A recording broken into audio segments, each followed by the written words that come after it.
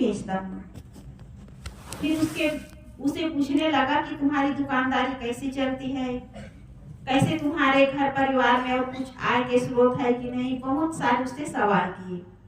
फिर अगल बगल में वो मंत्री जो है वो तो खोज खबर के लिए गए थे।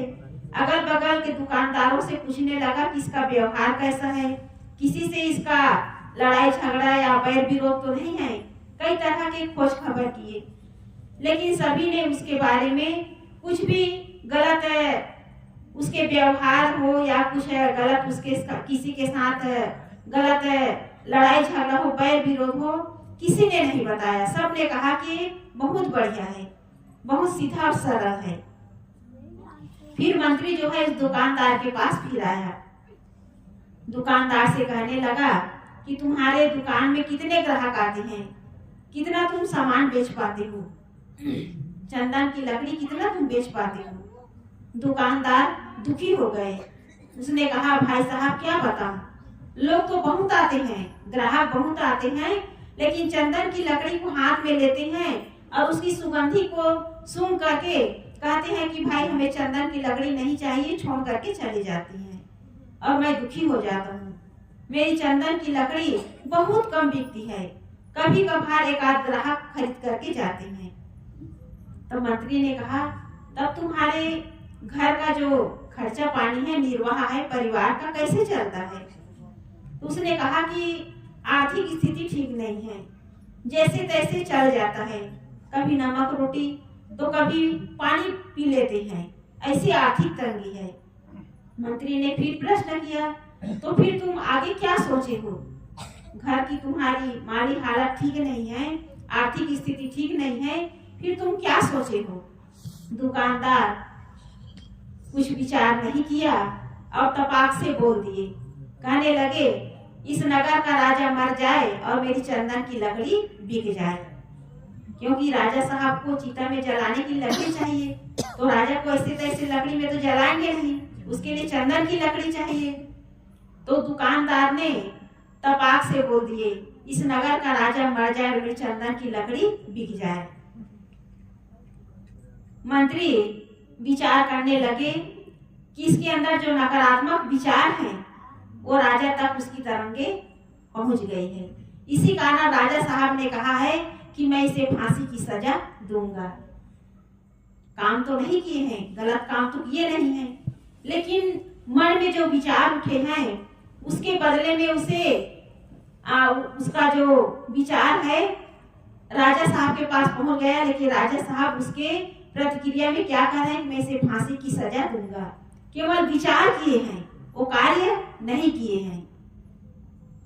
मंत्री बड़ा होशियार था, एक चंदन की लकड़ी लेकर के गया राज दरबार में और राजा साहब से कहा कि राजा साहब ये चंदन की लकड़ी है। राजा साहब चंदन की लकड़ी को हाथ में पकड़कर कहने लगा ये तो बड़ा सुगंधित है और ये असली चंदन की लकड़ी है, कहाँ से लाए हो।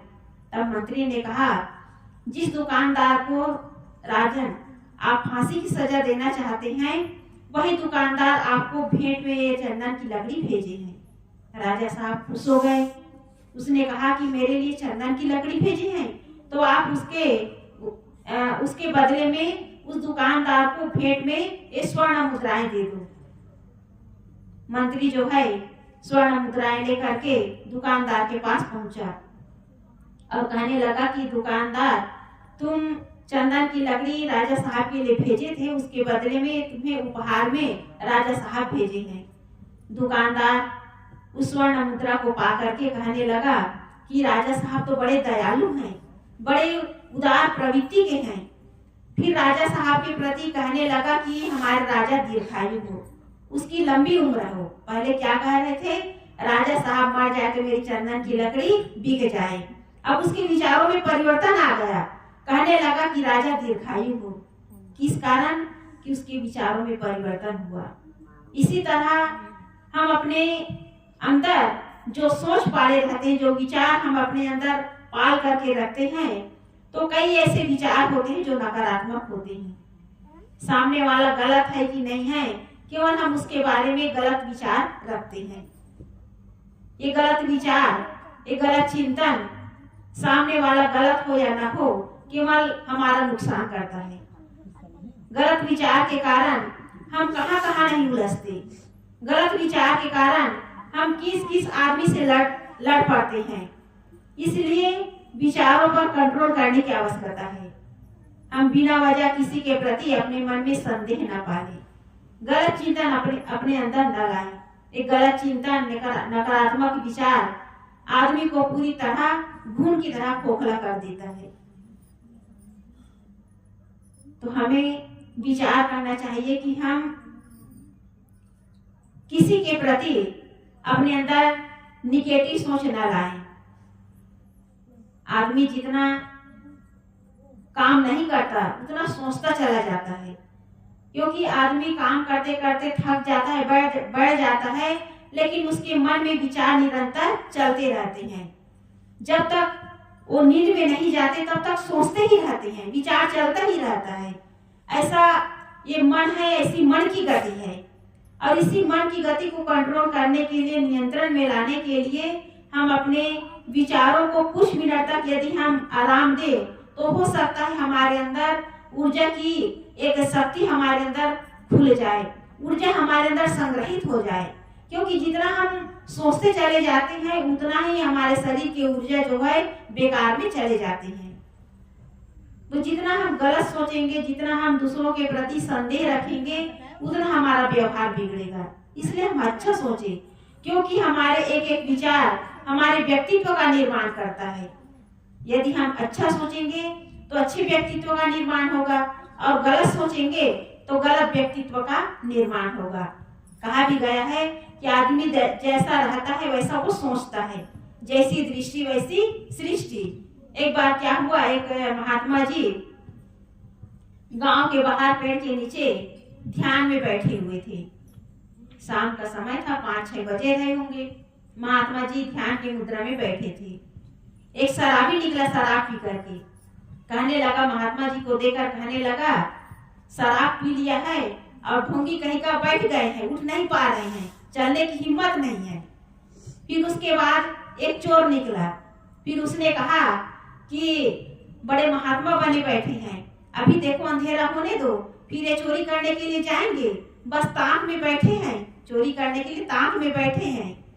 फिर एक व्यभिचारी निकला, वो भी कहने लगा कि ये महात्मा नहीं है, ये तो ढोंगी है, किसी स्त्री की तलाश में बैठे हैं, रात के अंधेरे में स्त्री के तलाश में बैठे हैं।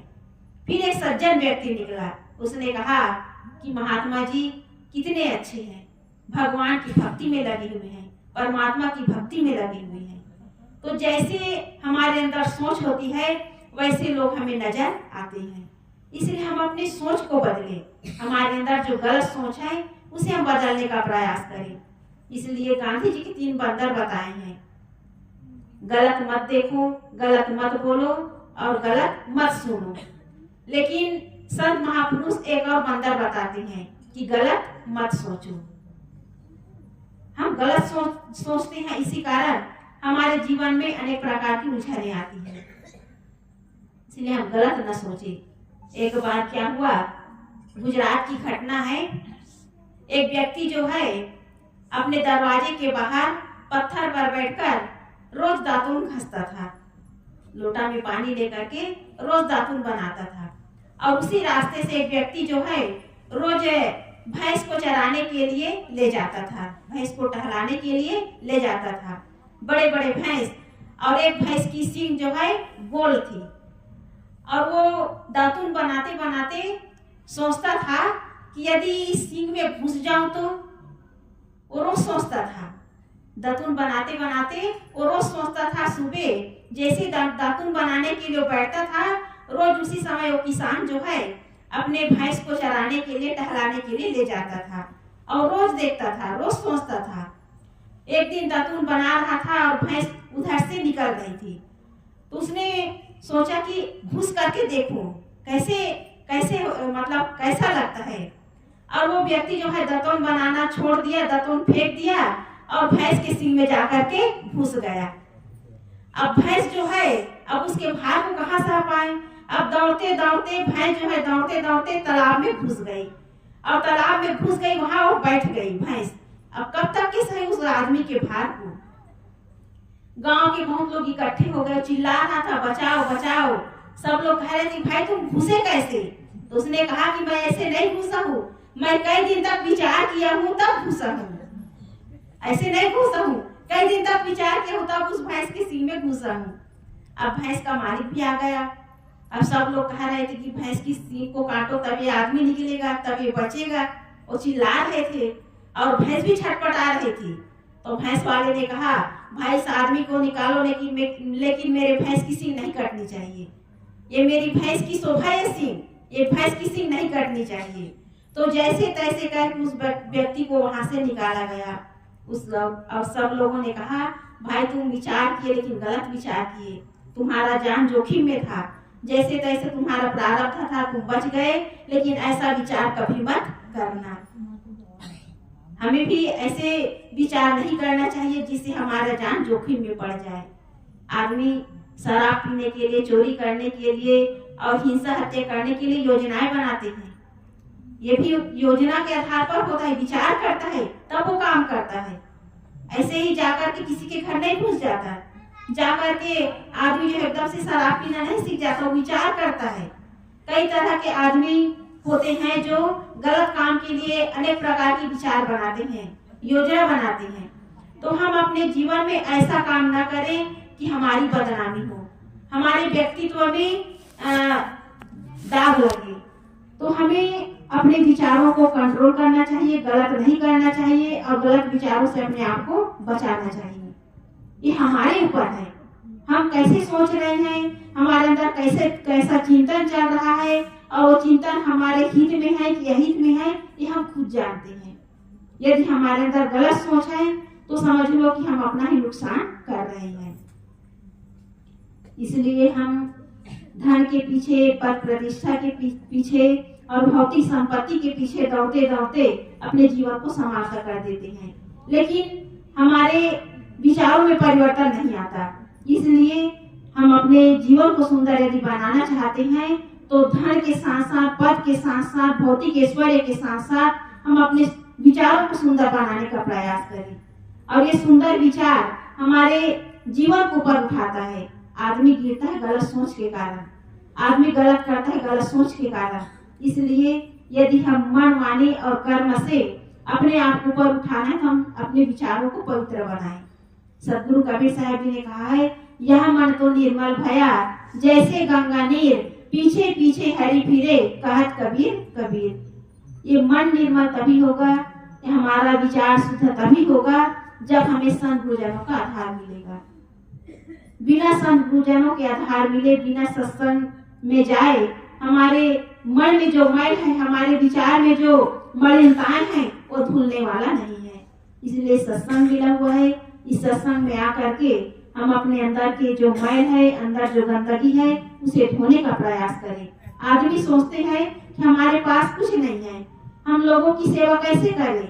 आदमी सोचते कि हमारे पास धन है, हम लोगों की सेवा कैसे करें। धन नहीं है, तन और मन से सेवा करो। औरों के प्रति अपने मन में शुद्ध विचार रखो, ये सबसे बड़ी सेवा है। सबके साथ प्रेम पूरा व्यवहार करो, ये सबसे बड़ी सेवा है। दूसरों के प्रति अपने मन में अच्छी भावना रखो, ये सबसे बड़ी सेवा है। धन से सेवा होगी, ये तो जिसके पास धन है धन से सेवा करेंगे। जिसके पास धन नहीं है वो तन और मन से दूसरों की सेवा कर सकते हैं। प्रेम पूरा व्यवहार करो, ये सबसे बड़ी सेवा है। लेकिन लोग जो है सोचते हैं कि हम गरीब हैं। आप गरीब नहीं हो, अपनी सोच को बदलो। जब तक सोच नहीं बदलेगा जीवन बदलने वाला नहीं है। एक घटना है, एक महिला जो है ऑफिस में काम करती थी और वो ऑफिस में काम करके हमेशा बस से आना जाना करती थी और उसे परेशानी थी, घुटने में दर्द है, वो ठीक से चल नहीं पाती थी, उसके घुटने में दर्द होता था। तो बस के इंतजार में खड़ी थी। बस आई, बस में चढ़ी तो सीट नहीं थी और एक महिला जो है उसकी परेशानी को देख करके, वो जानती थी उसके परेशानी को देख करके कही कि बहन तुम इस सीट पे बैठ जाओ। वो सीट पे बैठ गई।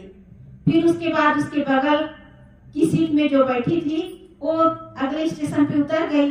तो उस महिला ने कहा, जो ऑफिस से काम करके आ रही थी, कहा कि बहन ये सीट खाली है, बैठ जाओ। लेकिन वो नहीं बैठी, एक बूढ़े बाबा को बिठा दी। फिर उसके बाद वो बूढ़े बाबा भी उतर गए, सीट खाली हो गई। फिर उसने कहा कि बहन ये सीट खाली है, अब बैठ जाओ। अब वो काम करने वाली मजदूर थी, तो वो क्या की, एक महिला बच्चे लेकर के खड़ी थी, कहे कि बहन तुम बैठ जाओ, ये सीट खाली है। फिर थोड़ी दूर बाकी था अगला स्टॉप, तब उस महिला ने कहा, जो ऑफिस से आ रही थी, कहा बहन अब तो बैठ जाओ। मुझे सीट दी, फिर एक बूढ़े बाबा को, फिर उसे बच्चे वाली महिला को, अब तो बैठ जाओ। वो थोड़ा सब चाहते हुए बैठ गई। फिर उस महिला ने कहा, जो ऑफिस से आई थी, कही पूछने लगी कि बहन तुम ये सब क्यों कर रही हो? सब लोग चाहते हैं कि सीट मिले, क्योंकि जब हम बस में ट्रेन में बैठते हैं तो चाहते हैं कि हमें सीट मिले, आराम से हम बैठ करके जाएं, लेकिन तुम ऐसा क्यों किए? तो वो काम करने वाली मजदूर महिला कहने लगी कि बहन मेरे पास धन नहीं है, मैं जीवन में कुछ लोगों के प्रति पुण्य कमाना चाहती हूँ सेवा करके, मेरे पास धन नहीं है, तो मैं ये रोज काम करती हूँ, बस से आती जाती हूँ और अपनी सीट में मैं दूसरों को बिठा देती हूँ। कोई रोगी है, कोई बूढ़े हैं, तो कोई शरीर से कमजोर है, किसी की तबीयत ठीक नहीं है, मैं सबको बिठा देती हूँ और मैं खड़े खड़े सफर करती हूँ। ये मेरे रोज का काम है। और रास्ते चलते चलते कहीं कचरा हो तो उसको झाड़ू लगा करके कचरा को कूड़ादान में डाल देती हूँ। कहीं पत्थर हो तो पत्थर को उठा करके किनारे कर देती हूँ। कभी मेरे पास खाने की कुछ एक्स्ट्रा रोटी हो, दाल चावल हो, तो मैं पशु को खिला देती हूँ। ये मेरे रोज का काम है। वो ऑफिस वाली महिला कहने लगी कि जिसके पास धन नहीं है उसके पास सोच है, अच्छी सोच है। उसने कहा कि बहन आपने मेरे लिए मुझे बहुत बड़ी शिक्षा दी हो। ऐसी सोच यदि हर व्यक्ति के अंदर आ जाए तो कोई भी आदमी किसी भी परिस्थिति में वो दुखी नहीं हो सकते। तो वो महिला जो है सबके साथ ऐसा व्यवहार करके अपने सोच को सही रखी थी। वो यही चाहती थी कि मेरे द्वारा लोगों की कुछ सेवा हो। तो ऐसी हम अपने सोच को बदलने का प्रयास करें। जब तक हम अपनी सोच को बदलेंगे नहीं, हम किसी के हित में काम नहीं कर सकते, किसी के सेवा में हम आगे नहीं बढ़ सकते। इसलिए हम अपने अंदर जो निगेटिव विचार है, निगेटिव थिंकिंग है, उसे हम निकालें और सबके साथ ऐसा व्यवहार करें कि हम भी सुखी हो और सामने वाला भी सुखी हो। और ये काम तभी होगा जब हमारा विचार शुद्ध हो, हमारा जीवन पवित्र हो और हमारे अंदर सबके प्रति हित की भावना हो। इसलिए हम अपने विचार को ठीक करें। सदगुरु कबीर साहब जी ने कहा है, करहु विचार ते सब दुख जाए। हम अपने अंदर जो निगेटिव सोच है उसे निकालें तो हमारे अंदर कोई दुख नहीं है। ये सारे दुख गलत विचार के कारण आते हैं। इसलिए हम विचारशील प्राणी हैं, विचारवान प्राणी हैं। हम अपने अंदर कभी भी